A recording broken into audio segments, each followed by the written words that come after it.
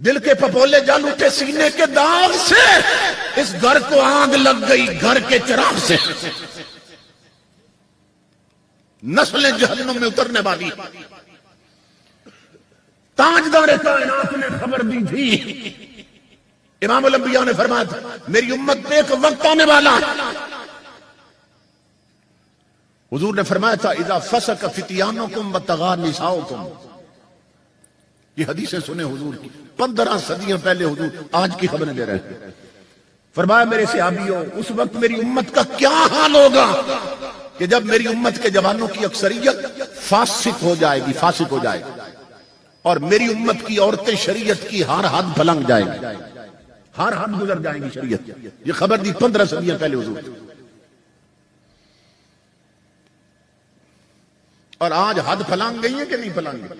کہتی ہیں ہمارا جسم ہماری مرضی، اسے ننگا رکھیں ہماری مرضی، انڈر ویئر پہنے ہماری مرضی، جو بھی بے حیائی کریں ہماری مرضی۔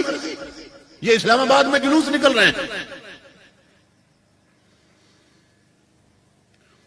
اور بدبخت حکمرانوں، انہیں گرفتار کرو نہ انہیں کرو گرفتار، اور انہیں جیلوں میں بھیجو، اور بغیر تو تم نے ان پہ گولیاں چلائی ہیں جو مصطفیٰ کی ختم نبوت کے تحفظ کے لیے نکلے ہیں، اور گولی ان پہ چلاؤ جو کہتی ہیں ہمارا جسم ہماری مرضی۔ انہیں کہو تم انڈیا دفع ہو جاؤ، یہ پاک سرزمین ہے، یہ محمد عربی کے نام پہ بنی ہے، اگر تم نے اپنی مرضی کرنی ہے پھر انڈیا جاؤ، یہ وطن بنا ہے کلمے کے نام پہ، یہاں جو رہے گا اس کی مرضی نہیں چلے گی، جسم اس کا ہوگا، مرضی میرے مصطفیٰ کی چلے گی۔ اور بغیر تو انہیں گرفتار کرو۔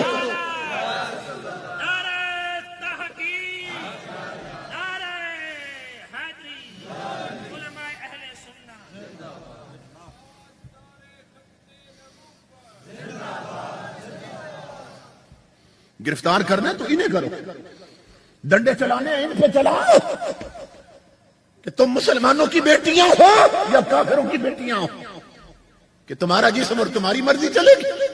نہیں، اگر مسلمان ہو اور پاکستان میں رہنا ہے تو پھر جسم تمہارے ہوں گے مگر حکومت میرے رسول کی چلے گی، تن تمہارے ہوں گے مگر قبضہ میرے رسول کا رہے گا۔ تو امام الانبیاء کے غلاموں، تاجدار کائنات نے خبر دی میری امت پہ وقت آئے گا کہ ہوں گی میری امت کی عورتیں مگر شریعت کی ہر حد توڑ دیں گی اور ہر حد گزر جائیں گی۔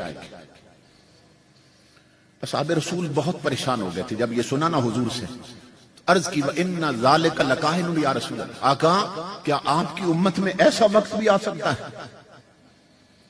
امام الانبیاء نے فرمایا نعم وَأَشَدُّ مِنْهُ۔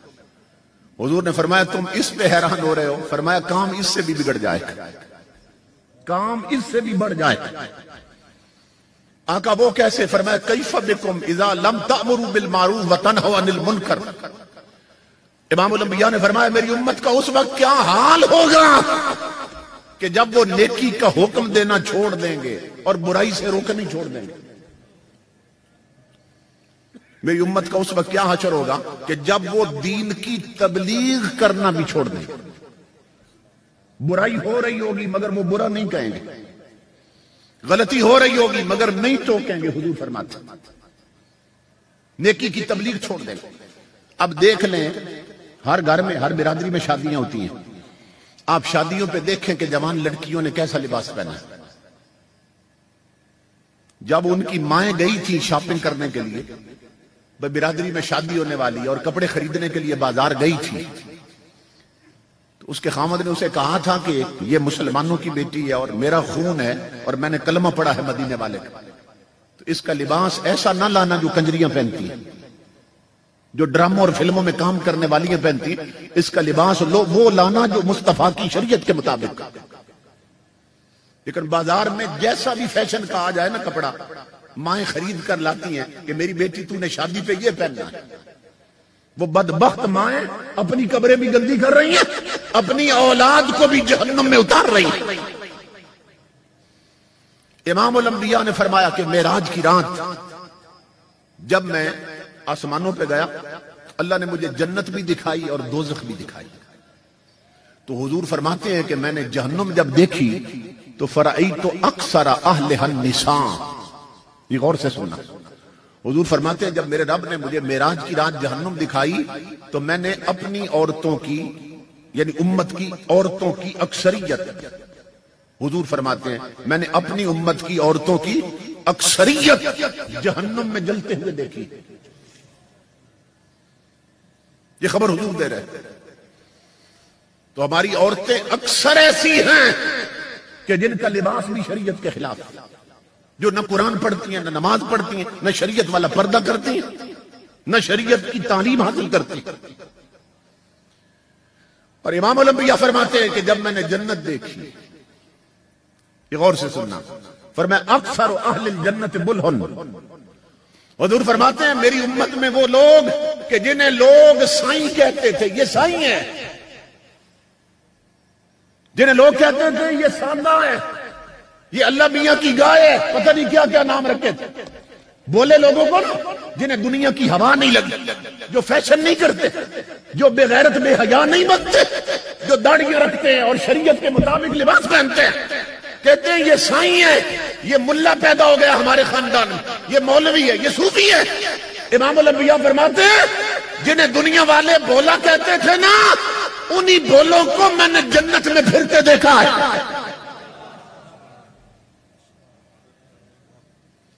ہو سکتا ہے آپ کی برادری میں بھی کئی کہتے ہوں گے یار یہ صوفی پیدا ہو گیا ہمارے خاندان میں، یہ ہاشم جو ہے نا یہ مولوی پیدا ہو گیا، یہ دیکھو سائیں سا ہے.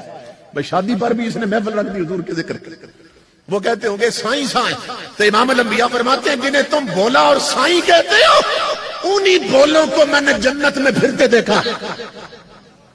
جو بدبخت اس دنیا میں زیادہ چلاک بنتے تھے نا، زیادہ فیشنیبل بنتے تھے اور سمجھتے تھے ہمارے پاس بڑی ذہانت ہے اور ہم بڑے چلاک ہیں اور بڑے فیشن کرتے ہیں، آقا فرماتے ہیں ان میں سے میں نے کسی کو جنت میں نہیں دیکھا، سب جہنم میں جل گئے تھے. تو یہ 4 دن کی زندگی ہے، یہ ختم ہونے والی ہے. اور قبر میں اتریں گے آنکھیں بند ہوں گی، اور پھر وہاں حضرت علی المرتضیٰ فرماتے ہیں جب مریں گے لوگ سو رہے ہیں غفلت کی نیند اس دنیا میں، جب مریں گے پھر جاگ جائیں گے، مگر پھر جاگنے کا فائدہ کوئی نہیں ہوگا. اس لیے میرے آقا کے غلام، اب دیکھو میں ایسی بات جو سب کی سمجھ میں آنے والی ہے وہ کرتا ہوں.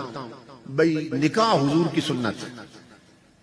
جب شادی کارڈ چھپواتے ہیں تو کارڈوں پر بھی لکھا ہوتا ہے، یہ حدیث کارڈوں پہ لکھی ہوتی ہے. آج کل بعض کارڈوں پہ عربی حدیث نہیں ہوتی، صرف نیچے ترجمہ لکھ دیتے ہیں. حدیث لکھی ہوتی النکاح من سنتی. حضور فرماتے ہیں کہ نکاح کرنا، شادی کرنا یہ میری سنت.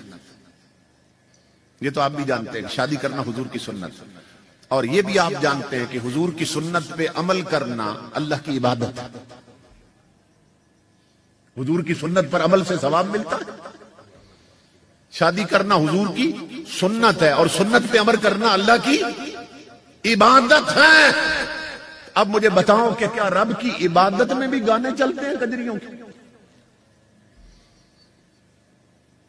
کہ کیا رسول کی سنت کے ساتھ بھی کجریوں کے ڈانس ہوتے ہیں یا ڈھولکی بجاتی ہیں بچیاں؟ کیا جوڑ بنتا ہے مدینے والے کی سنت اور رب کی عبادت کے ساتھ جو کچھ آج ہماری شادیوں پہ ہو رہا ہے؟